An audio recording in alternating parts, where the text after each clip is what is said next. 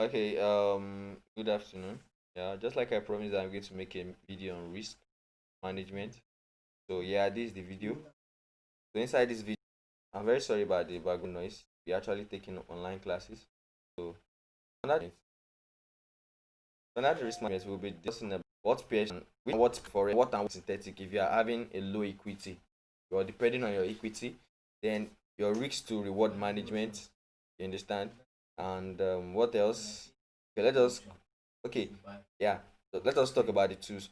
You understand? So, like for instance, yesterday, maybe someone gave you a signal. You understand? Okay. Let me talk about what and what to trade. You understand? Three major kind of pairs that we can trade.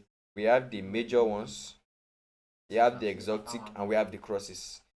The major ones are the ones that are actually advisable for beginners to trade in forex, and I can even say professional traders say do trade them because they are very cheap to buy, very cheap to sell. You understand? And examples are the Euro USD, GPD USD, odd USD, almost all the simple pairs that has USD. You understand? Why that of crosses are pairs that does not involve USD. You understand? Like odd NSD. You understand? But why that of the exotic are the pairs. You understand? That are very costly to buy. You understand? That they are very costly to buy or sell. So you with a $30 account equity, you can't just enter that kind of trade. You know that's what I'm trying to say. Because you don't have enough of equity to hold those kind of trade. So let's go to synthetic. If you're a synthetic trader, if you're a synthetic trader, they are what and what you should need to sell if you're having a low equity. You understand? When you see a signal, for instance, like step index, volatility 75 is still okay, but not really that okay. You see a signal like volatility something 1s. Understand? If you're having a low equity, you when you see that kind of signal that has step index or volatility something 1s, you don't go for it. Because for instance, if you're giving a signal around there, probably maybe under the signal you are giving to buy at this particular position. You understand? This particular position. As you can see that when market, okay, let me try and zoom out. When market got here, it actually bought a little bit and came down here. You understand?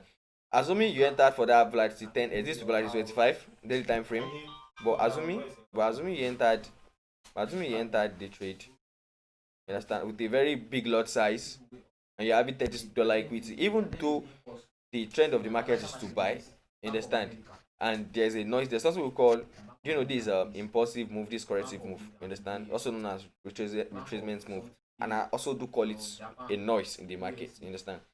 This noise, you understand, we can actually, let me say, blow your account. You understand? If you are not actually making some risk management. Yes, the buy signal is a valid buy signal. You understand? It's a valid and very, very valid buy signal. But if you don't know, that's why you guys just have to know the basics of normal trading before you can even be depending on signals as well. So there's no how if you are saying you just want to be depending on signals, you don't want to learn, you don't want to learn. This thing will still be affecting you. You understand? It will still be affecting you because as the market was going, it's actually broadcast from this. Can you see? This is a resistance. Yeah, it's a resistance. So you're giving a buy signal here, like buy stop around this place, then the buy should continue blue, blue, blue, blue. But the market needs to, you understand, retest this resistance here that it broke. And you see, it's retested before it started the buy signal. You understand? But most cases, it doesn't retest. You understand? Most cases, it doesn't retest.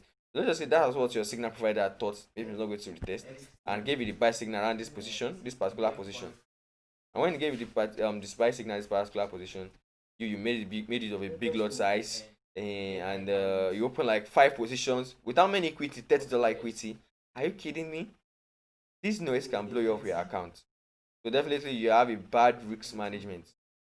Because one, you are trading a costly pair or costly synthetic, you understand, and you're still making use of a big lot size. You have a small equity, opening different positions.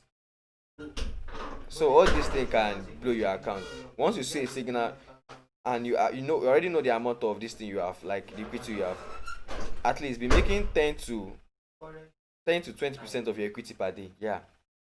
I know you'll be thinking that okay, you're having $30, how you be making 10%, $3 in a day. That is your fee, the fee you spend in a day is in, you understand? I don't think that's okay. You think making $3 for yourself is kind of small? When the moment you start thinking like that, then know that the $30 that you are keeping can actually be exposed to liquidity. You understand? You can blow it all because this trading isn't actually designed for us to make money. Yeah, the programs we are using safe, they didn't even design the forex their platform for us to make money. They designed it for us to lose money. Yeah, and I'm very sure you don't want to be a sheep that can be slaughtered in this kind of trading. So you have to be patient if you want to be successful in this trading. Very, very patient. Let's go greed. Let's go off your ego. Because when we're talking about trading, trading is all about unlearning to relearn. That's the process in trading. It's very wide. You can't think you know it all. Sometimes you need some informations, you understand, so that you can write on the cocktails of other successful traders. You understand? So let us go to. I've already discussed about what and what you should trade. You understand? So another signal. When you say a signal, the risk to the reward ratio, you have to know that too as well. You understand? You have to know that too as well. For instance, let us say using the main signal we gave the other time too. As a signal provider, if your signal provider is actually a good analyst, yeah, we are going long. So if you should drop something like this, okay, give you a signal here that you should claim your TP 1 year. It told you to claim your TP 1 year. Let's change the color. So the green is our entry, right? Let's change this color to TP1. No, let's make it TP 1 year. Then give us the TP 2 year. Then maybe give us the TP 3 year. Because I'm very sure it can't really be accurate to this place, you understand? So this is your TP1, TP2, TP3. So you understand? And then I gave you your stop loss to be around this place. And there's a reason why she gave it there, because he knew after the breakout it might retest, and if the noise she made, it can haunt your stop loss.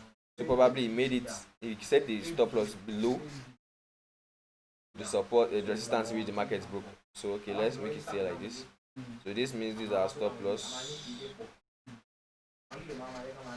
You understand? Okay.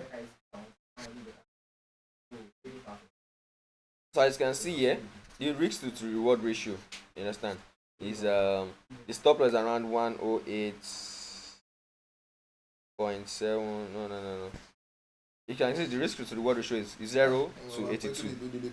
So it means like you are risking 0 to get 82. So it's still advisable. So I'm just talking if you want to claim your TP. You want to claim your TP as one. You understand? So let us pick it up to the TP3. Wow.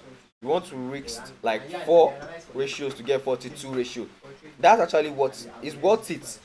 Risking that 4, okay, let's just say risking that 4 to get 42 is actually a sweet something. But it will not make sense if the reverse is the case. You understand? Maybe you are giving the signal that this will be your TP1. It didn't even give you the TP2. It didn't give you the TP2. The TP2 is not there because it's not even actually sure. But it's actually sure of the TP1. It now gave you stop loss. It gave you stop loss to be here. It gave stop loss to be here. Ew, this is bad. Very, very, very bad. Do you know why? Because this is just the tip of what you want to take in let me say the tip of your profits, like the pips, or let me say points, because it's synthetic. You understand? So you are eating from year to year. So that means you want to risk this. Let us say this is one. So that means you want to risk this 1, 2, like 2.5. You want to risk 2.5 to get 1.